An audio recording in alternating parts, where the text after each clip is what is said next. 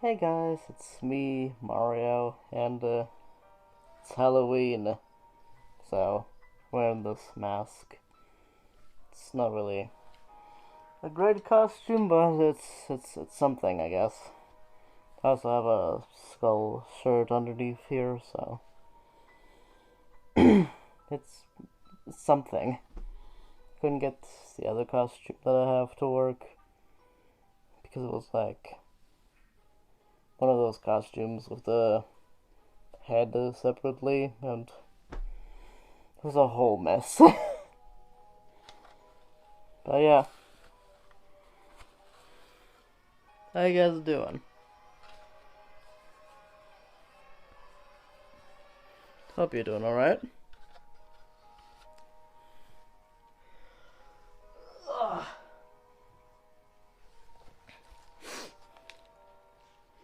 Hope you're having a lovely evening this fine Halloween.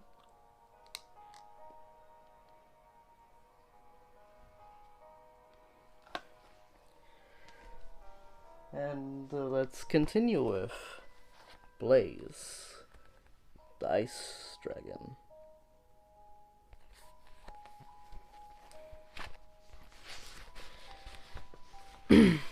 Chapter 2, A Land of Ice.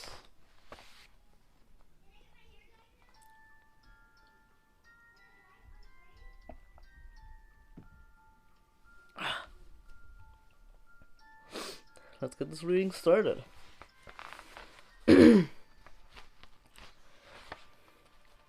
Chapter 2, A Land of Ice. Tom and Elena mounted a storm and galloped across the Aventian plain, silver streaking beside them. Soon they were deep inside the kingdom, making good progress towards Stonewind.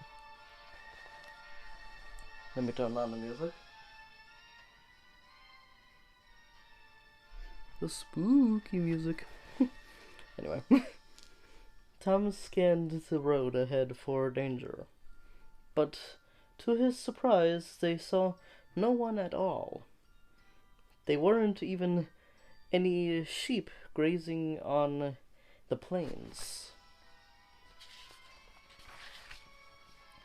Tom slowed his storm to a canter, and once they were on the grass, he vaulted off his horse and crouched to inspect the ground. There's frost on this grass. Helena frowned.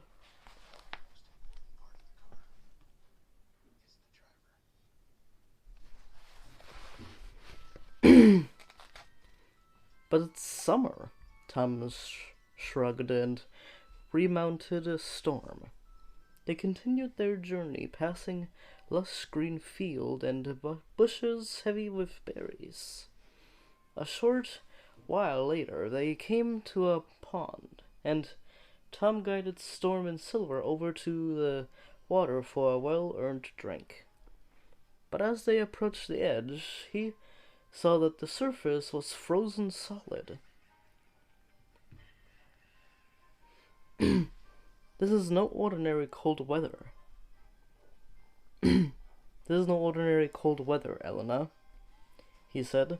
Some places are green and alive, while a few paces away the ground is frozen solid. Using the base of his shield, Tom smashed a hole in the ice so that Storm and Silver could drink from it. How can that be? Said Elena. Stonewind's volcano has always made the surrounding area warmer than usual, not colder. They raced on. Soon, though, they came to a path that was covered with a great swathe of ice. We'll have to go slower, Tom told Elena. We can't risk injuring Storm on the slippery ground. Picking their way carefully down the path, they passed a corpse a corpse of trees, bejeweled with frost, and saw stone walls covered with ice. Soon they came upon a signpost. One arm pointed towards Iranol, Tom's hometown, and the other to Rockwind, which he knew was on the way to Stonewind. "Let's hope we meet someone who can tell us what's going on," said Tom. But he soon saw that the road towards Rockwind was deserted as well. "People should be trading along this route, shouldn't they?" said Elena. "Where is everyone?" Tom shared her bemusement. Even in the worst of weather, the people of Aventia went about their business. Tom heard a noise coming from ahead. Something was approaching from around the bend in the road. His hand fell to his sword hilt. Wild animals roamed Aventia, and he wouldn't be caught off guard. Elena had already unhooked her bow. "Ready?" she asked, fixing an arrow in place. Tom nodded and held Storm's reins a bit tighter. A mare trotted around the corner, steered by her rider, who lay close against her back. Tom breathed a sigh of relief and let go of his sword. "Stop there. I need to talk to you." But the horse didn't slow. "Stop, please." Tom guided Storm to stand sideways across the path. The horse drew up in front of them. Its rider was slumped in the saddle, and only now turned his head slowly towards them. Tom recalled when he saw the scabs covering the man's face. Silver let out a whine of unease. "Are you all right, sir?" Elena asked the man. "Go back," the man whispered. "Rockwind is doomed."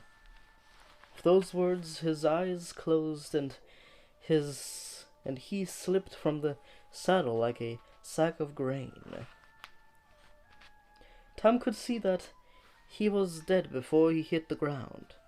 Silver took a few nervous steps backwards. Silver took a few nervous steps towards the body, while Elena got ready to dismount. "No," said Tom, guiding Storm between the man and the wolf. "What's wrong?" said Elena. "For all we know, this man died of something contagious," Tom replied. "We mustn't touch him."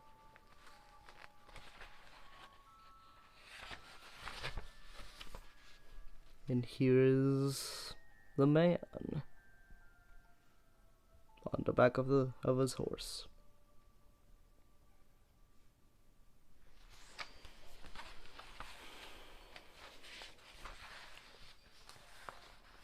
Tom steered along the edge of the path as far as the bend in the road. There he dismounted and used his magical sight to look into the town of Rockwind.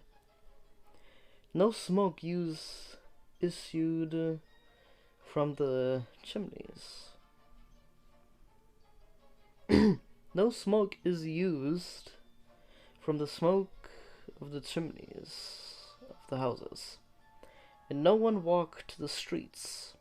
A flash of movement caught his eye. Behind a large stone storehouse, a crowd of townspeople had gathered, but something was wrong.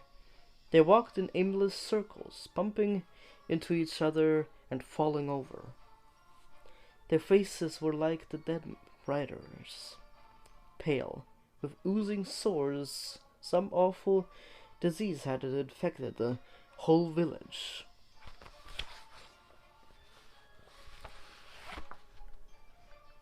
Here's Tom looking with his keen sight from the helmet.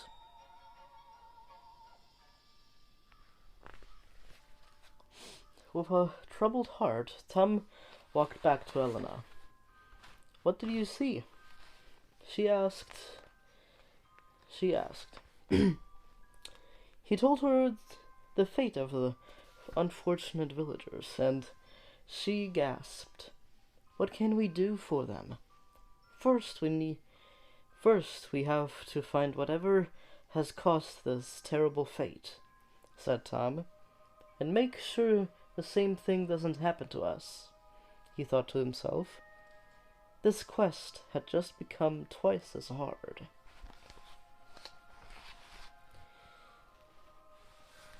And that was chapter 2. A Land of Ice.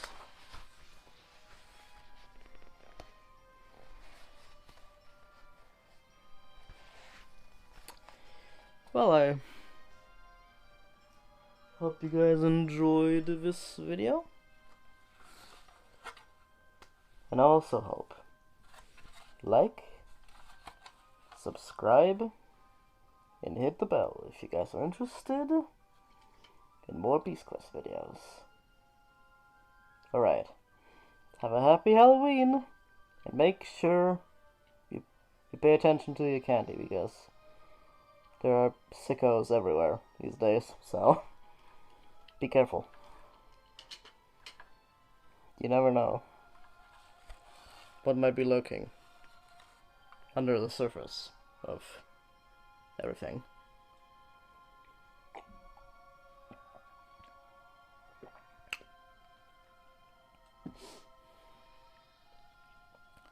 Right. Happy Halloween! And I hope I will see you on Thursday. Right. See ya! Yep. This thing doesn't work, usually. I don't know why I use it. Right.